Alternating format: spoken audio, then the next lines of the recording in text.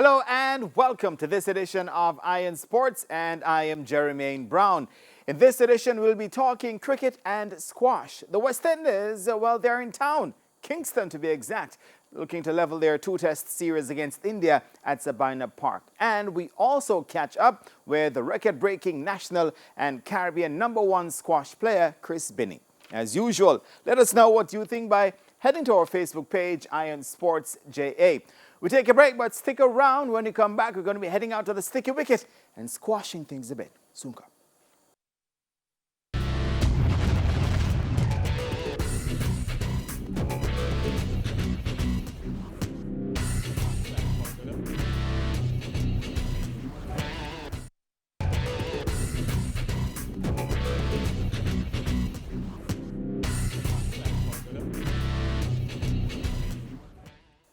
And welcome back to Iron Sports. The West Indies are trailing 1-0 in their two-match test series against India, and the Caribbean side will be looking to level the series starting on Friday at Sabina Park. Renata Brown caught up with skipper Jason Holder, coach Floyd Reefer, and Jamaican left-handed opener John Campbell Jr. We take a look at those interviews. Coach, the first test, it was the first home test for us since we would have beaten England in that series, but it was also the first test for you as interim coach of the West Indies team. What do you take from it? Well, after that first game, obviously, we're a good team, but obviously we didn't bat too well in that game. Obviously, as you go on, you learn a lot.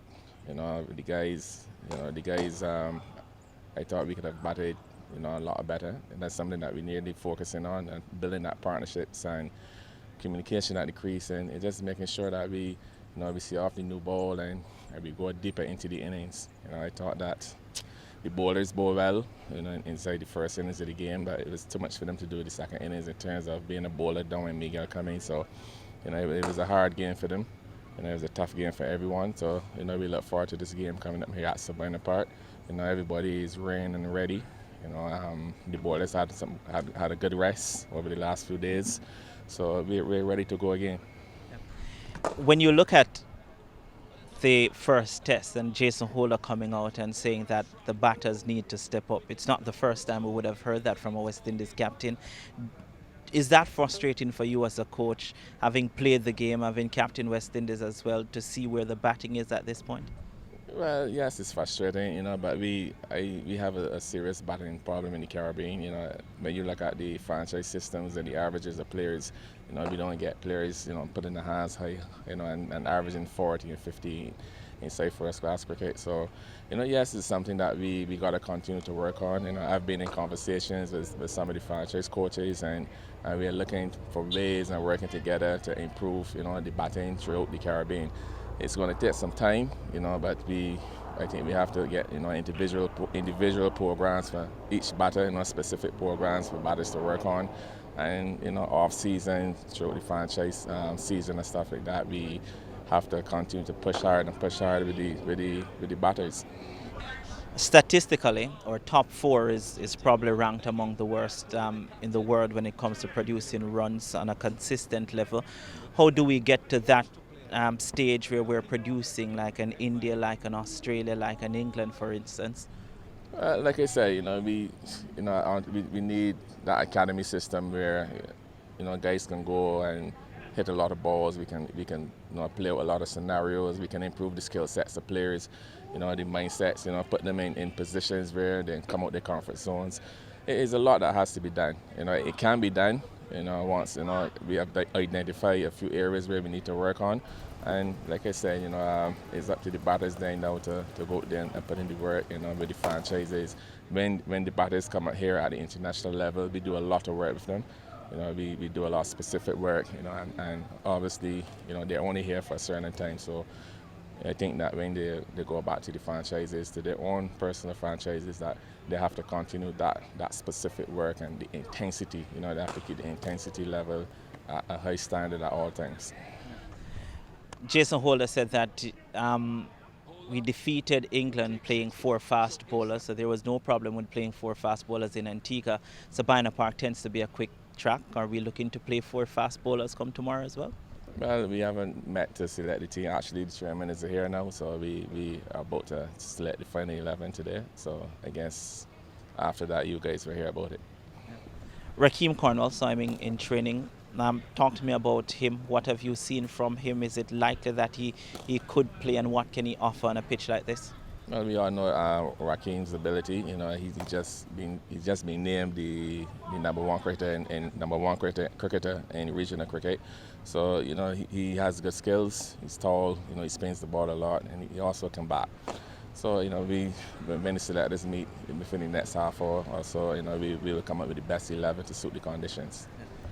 Does your role vary in the sense, and I say this because Raheem Cornwall, we all know what is being said about him and whether or not he's ready to play Test cricket, and about his weight issue. Do you play a different role, one as a coach and almost as a motivator to someone like Raheem Cornwall to just say, just go out there, you're a good cricketer, you can compete against the world? Well, me as the coach here at international level, it's not only about coaching in technical areas, like you said, it's about man management, it's about being a motivator. You know, it's about players having confidence in me and, you know, and being able to speak to me about anything. You know, for me, it's just making sure that the players are in a good space, in a good mindset, you know, going into the game. And yeah, just make sure everybody's comfortable, happy. You know, the team dynamic is flowing well, the dressing room is happy. You know, everybody is happy going into the game. Your role is an interim role, at least until the end of this year. Have you seen enough for you to want to take on this long-term basis? Yes, definitely. You know, I would like to, you know, have an opportunity to coach the team on a long-term basis. You know, we have a lot of ideas. You know, since I've been here, I've seen improvement in the guys. You know, although the results may not have shown it, you know, but we see improvements in the players. The work ethic has improved. You know, the way how we train, the skills levels are improving. The fielding is improving. So everything will take time. You know, you know, people just have to be patient. Obviously, you know, we're trying to change things that were going wrong for a long time, and to do that, it takes time to change. So the guys now are buying in, you know, to my philosophy of coaching and in terms of hard work ethic, holding one another accountable, you know, for their performances and for the preparation. And I think that, you know, we're on the right track. This is a strange question as a home team. Do you expect a kind of hostile environment come tomorrow, in the sense that Chris Gayle would have said that he would have loved to play one of the tests, not included, no Marlon Samuels, for instance, no Sheldon Cottrell? Do you expect any hostility from the Jamaican support? No, I don't expect hostility. I expect full support from the Jamaican crowd. You know, the insularity in the Caribbean, you know, we not into that. So I expect that, you know, Jamaica will come out and support the West Indies team. How important would it have been, though, if any at all, if it impacts the team any at all, to have someone like a Chris Gayle or Marlon Samuels in this test team? Well, the test team been doing well over the last few years, you know, and you look at these guys been playing well together. You know, they've played a fair amount of cricket together. You look at Craig has over 50 games, and Shane Durridge 30-something games. Hope the same thing, Chase. So the captain, Shannon Gabriel, Bravo is back.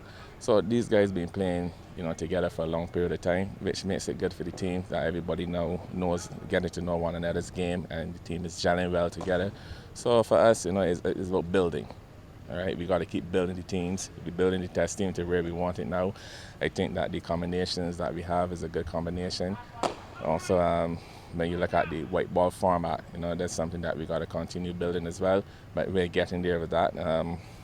You see that we have shown improvement in that format as well. You know, before we never were in games to win. In the last 10 games that we played, you know, you can say that, okay, West Indies was in this game and had a close chance of winning. So there are signs of improvement. It's like planting a seed, and you know, and you start to grow, and you start to see the seed grow. So I think that, you know, you guys got to give us some time, you know, to build the side and be patient. Final question, the Test Championship, how do you see it? Do you think that it can revolutionize Test cricket? Do you see it as the way forward for the longest format? Yeah, it's exciting. I'm sure all the other teams are looking forward to it and playing in the ICC New Test Championship. We're looking forward to it as well. You know, it starts us on a level playing field. Everybody starts from zero. So it's just a matter for us now to, you know, start to get some points on the table. Obviously, you know, the normal format is still there. we still have to gain points to keep going up the ladder as well. So we're looking at both formats in terms of getting the points in the ICC Test Championship and also going up the ladder, gradually going up the ladder. We can only do that, yes, by winning games and beating teams that are ahead of us. And like I said, I think that we have a good structure, a good team now, and just a matter for the guys to continue to play well and focus on good performances throughout the day. Break down session by session, hour by hour, and focus on good performances. John, it's your first test here at Sabina Park. Talk to me about that feeling first. Well, it's a good feeling playing international cricket regardless, but my first international game at home, I'm really looking forward to it. During the series against England, you would have had a couple of good starts. Yourself and Craig Brathwaite would have added maybe about 350-run partnership in those tests. How important is it for you guys to give the West Indies a good start? Well, in any cricket game, the start is key, so I'm definitely looking forward to giving the team a good start. Sabina Park, you know a lot about it. The pitch, having seen it, what do you expect from it come tomorrow? Well, I expect a bit of anything. It looks good, so I'm expecting it to get pace and bounce and good cricket wicket. Having faced India for the first time, having faced Jasprit Bumrah from the first time, talk to me about that experience. What do you take from that game into this one? Well, it is good. I guess it's Test cricket, so it's the highest level of cricket. A lot less bad balls, etc. I'm just looking to go out there tomorrow and give it my all and put my best foot forward.